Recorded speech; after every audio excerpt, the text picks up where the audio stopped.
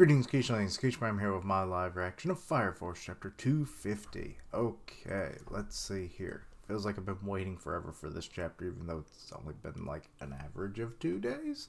But whatever. So, this one may not always be the Monday series I was hoping it to be. So, it's just like Kingdom now. It fluctuates.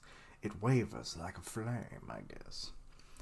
But yeah, let's see here. The year is 198 of the solar era since the last cataclysm.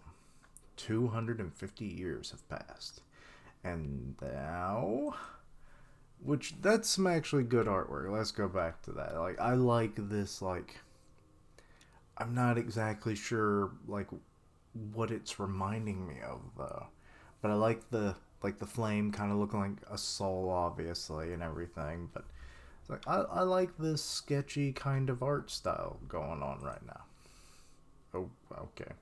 I didn't really look at the thing, so it's like let's see. There's some stars. There's the creepy moon, which they have been noting that they're like seeing the moon and it has a face and stuff. They've never noticed that before in this series, even though it was, you know, an obvious thing in Soul Eater. But I love it that it kind of crossed over. But let's see here. The moment you've been waiting for, as the key is inserted into the Amaterasu, the time of destruction has come. And the title is Those Who Resist. What does the 29 mean? I don't know, but those stars are like kind of goofy. That one has 2 tongues. Okay. Oh, there's 13 million copies in circulation. Sweet. Considering the series has only been out a few years. Let's see here. Get to there we go. First page. Okay. There's the Amaterasu, and I can't tell if that steam's supposed to be, or that smoke is like coming off from the battle, or from the factory itself, given the key situation from last chapter. But we'll find out. Oh, okay. So it is straight up from the battle. All right, makes more sense. There we have our lieutenant. He is, good lord, there is freaking like an X of fire coming off of that barrel. Oh, he has been using up the barrels.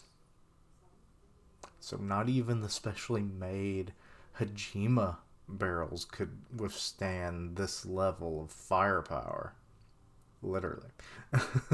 It's cool, but good lord, that is devastating. And Charon is just kind of taking that shit like a champ. I am the wall. You know. Let's see here. For a minute there, I thought he was actually up in his face. I was like, Lieutenant Captain? No, be careful. But no, he's just stocking up all that power, though. You know what? We don't have time for this. Yeah, you tell him, Opie. And there's Tamaki. Some of these characters I've never said their names out loud, so you'll have to forgive me. I love the little cat ears on her Abby, though. I love that. Also, that we got some Infernals incoming. We have to hurry. I've got a bad feeling about this. Yes, as you should. To be honest, should constantly be having a bad feeling since this arc started, essentially.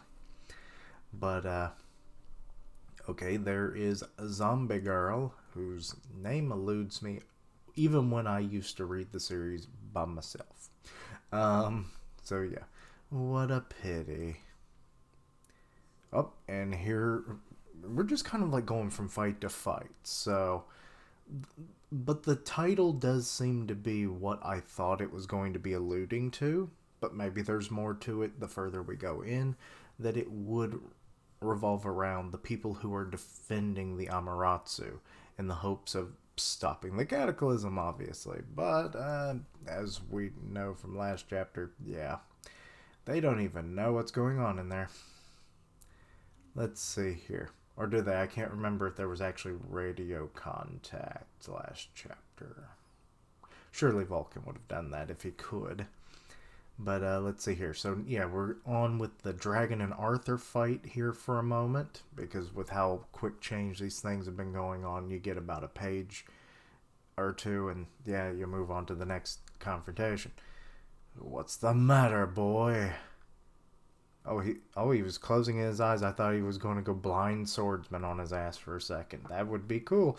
Throw in all of them sword fighting cliches. He's Arthur, so you got the whole Excalibur thing with his main weapon. Blind swordsman would have been a cool trope. Well, he can't really do the whole quick draw thing because he doesn't have a sheath. Um, so, but he's opened his eyes, so that trope's dead. Oh, ho. That cut looks like it might be a little more effective than the last one. His what was it? Violet Flash. Or actually, is that doing any damage? Actually, it might not be doing any damage. This is a very Kaido situation in the terms of when Zoro was fighting Kaido in the most recent chapter. Sorry for spoilers, but it's been out for a little while. So yeah. Plus, you guys know I cover this, and if you don't, hey, I cover One Piece too. But yeah, it kind of the same situation, even with a better sword. The new sword that Arthur has, opposed to the, what is it called? Enma for Zoro. And they're fighting dragon guys, so God, the comparison has gotten even stronger now. But yeah. You call that hot? Oh, okay, yeah. It doesn't seem like that it did any damage because he's just like, get that shit out of here, boy. Let's see here. Is that all you've got? Wait. Oh, we got in another hit. That's awesome. But that seemingly did nothing either. Another killing blow. How many does that make now, boy? Okay, we're really focusing on this fight a lot more than I thought we would. I didn't keep count. No matter, either way, it's useless. And he's like, fuck you! Slash. It doesn't matter how many new weapons you pick up. It doesn't matter how strong you get. What exactly is his ability? Does he have flame breath or something? I'm wondering what classifies him as a dragon to go with that name. That's been the one thing that I think has eluded me. Or no, wait, he does have a transformation, doesn't he? I don't know. I took a break for a month and apparently forgot everything. But nah. No man alive can beat me. I love that he is basically just Kaido of Fire Force. When a man's called the strongest, it's for a reason. Literally Kaido. What is the author's name? Okubo? Have you been reading One Piece? It's divine providence. Let's end this. And he just kind of boom. Oh, poor Arthur. What? Oh, that's quite the shockwave. Oh, he's kind of taking on a dragon visage. Actually, was that a true form, or was that just Arthur's illusions of it during their first confrontation? In the end, you were nothing but a wee boy. Just a wee lad you were. All those expectations, what a waste. He is kind of getting the fire coming, or smoke coming out of his mouth, so maybe he does have flame breath and I'm just stupid. Or maybe it was just all on Arthur's head, because, yeah, you can't ever totally discount that, now can we? Let's see here. But he's kind of he was like, shh, you might have busted my nose, but the cartridge didn't go in my brain. But fate itself could stand against me, whipping up a storm. It'll be nothing more than a gentle breeze. Oh, you are one cocky lizard man. What was I thinking? I thought I could defeat a dragon like this? Oh, okay. There's some imagery right there of just the imposing threat that dragon poses against Arthur. I've said pose too many times, haven't I? There's Tamaki. She's doesn't have her ears for some reason. Is that oh, guns down. And there's Maki. She's dealing with the infernals with the owls. And there's Obi. I love his axe gun. Like it's so. I swear, if someone ever made me anything, make me that. Like it's an axe, but it's a gun. But yeah, it's pretty cool looking. I mean, it's cooler than a bayonet rifle. uh, and there's Hinawa firing off another shot that probably is just being absorbed as now we're focusing on that fight. Let's see. You lose, Company 8, says Charon. Our victory here lies the whole story. Tells the whole story. Doesn't it? The foundation of this world is death. That's the moral of the story. And now the moon is just kind of like glaring down at them. The cataclysm is here. You know, I don't give a damn what goes on in the hearts of the meek, but know what's in yours, boy. Now we're back with Dragon and Arthur. Despair. No. Despair. So deep you can't even stand on the face of my pressure. I'm still. And now we're inside Amaterasu. There's Vulcan. And good lord, the U body just looks weirder every time. Uh-oh, the key has been inserted. Uh-oh. Oh no. Do you even have to like turn it? Or is it just insert and then it just starts up? Because it kind of looks like it's activating already, but I don't think it's been turned. Unlock the Ruin. To be continued in chapter 251. Laughter as the shield crumbles. Blah. That... Ooh, does that mean that Charon dies in the next chapter? Because he effectively is the shield of the Ash Cloaks. So I probably butchered their names, but you know what I mean.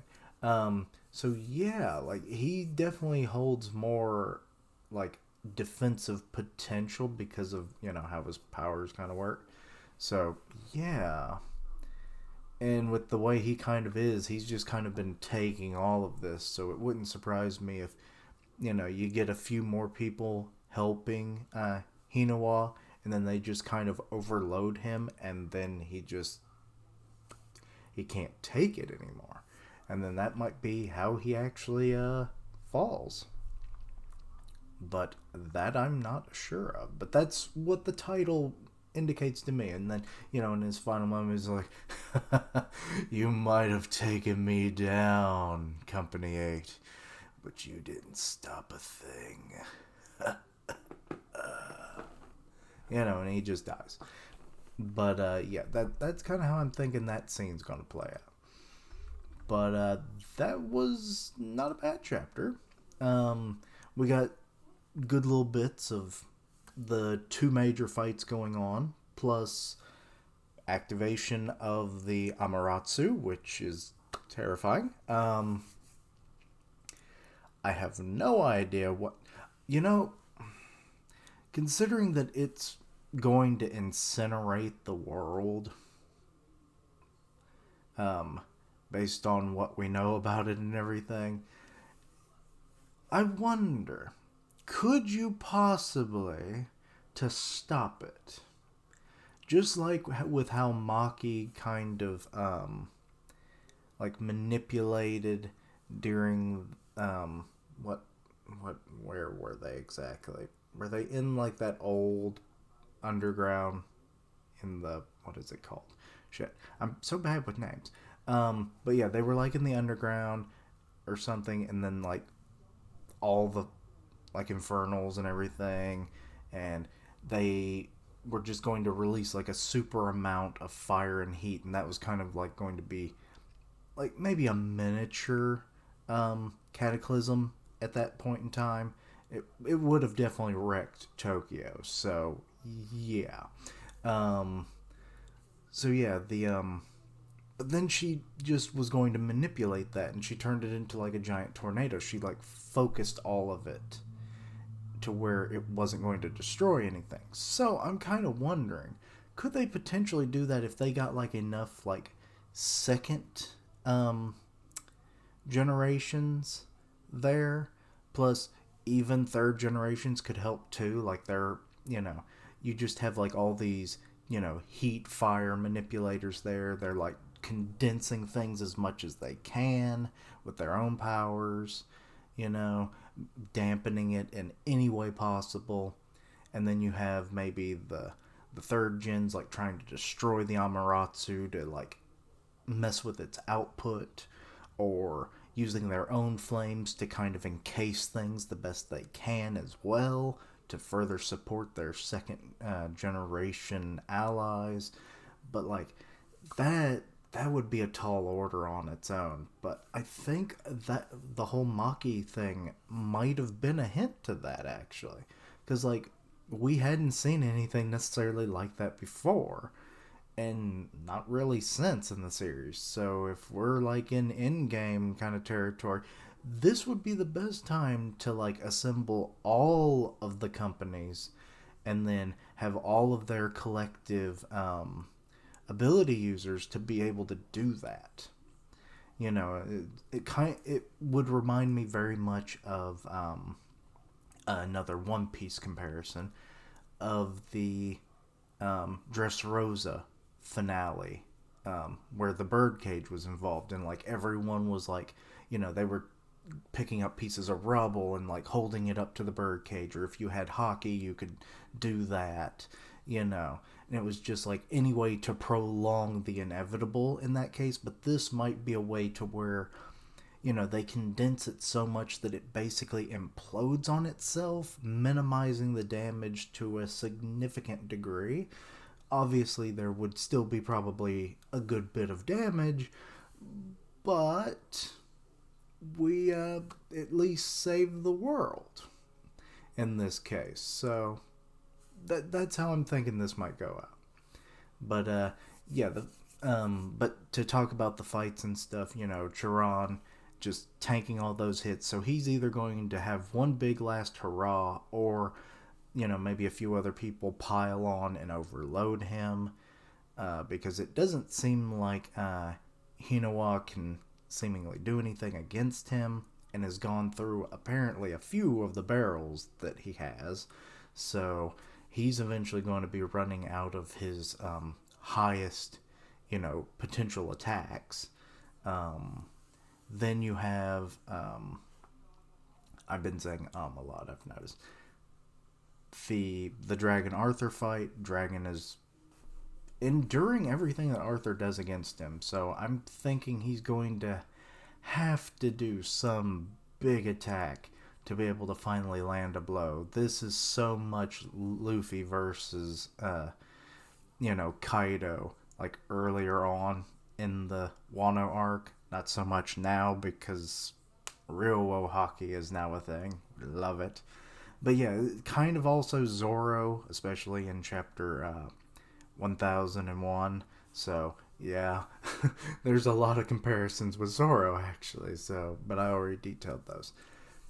But yeah, so unless Arthur can do something big, it definitely doesn't seem like Dragon is going to go down, even with his new improved swords. So that is sad. But I'm hopeful. I'm thinking if he does maybe more of a piercing stab attack, because the slashes ain't cutting it, quite literally. So maybe do some piercing damage, and maybe there's going to be more damage that he does. But I mean, he's not even destroying his clothing at this point. So it's like, what can he do at this point? We have to know. He must have to go super delusional with his abilities, or otherwise he ain't gonna literally make a scratch. And then you've got some of the other members obviously fighting somewhat in the background. Obi's like, Hinawa, come on, dude, wait, cut it out. So I don't know what's going on there. Like they're just fighting, the infernals that are all around. You've got the zombie infernal controller chick. Her name always eludes me. But yeah. So, and she seems to think something's going on, which is obvious because maybe she has like some kind of sensory ability, or maybe she's seeing through the eyes of an infernal. Maybe that could be interesting if she controls them to the degree that she is. Maybe she's seeing through the eyes of you being controlled by Giovanni. Or maybe there's like some kind of weird connection because she controls them. She has like other forms of sensory abilities. I don't know. Or who knows. She kind of came onto the scene when she did, and we don't get much on her other than she can just make giant infernals and control them and everything. So it's like she might have other abilities that we just don't know about, but whatever. I like her design, I like her powers, so it's like whatever. But yeah, I think that's about it. Obviously, let me know your thoughts and opinions on this. Anything I misunderstood, please let me know down below. Check out my other content, see what you like, suggest things for the future. Links down below for all my social media so you can keep up with my content and have ways to contact me. I stream on Twitch where I do gaming, and I'll tweet out when I go live. Part of the One Punch Man podcast on Grim Reaper's channel, so go check that out. And as always, thank you for watching. Like, comment, and subscribe. And until next time, Keishlings. Can Arthur slay a dragon? I don't know. But I'm hoping.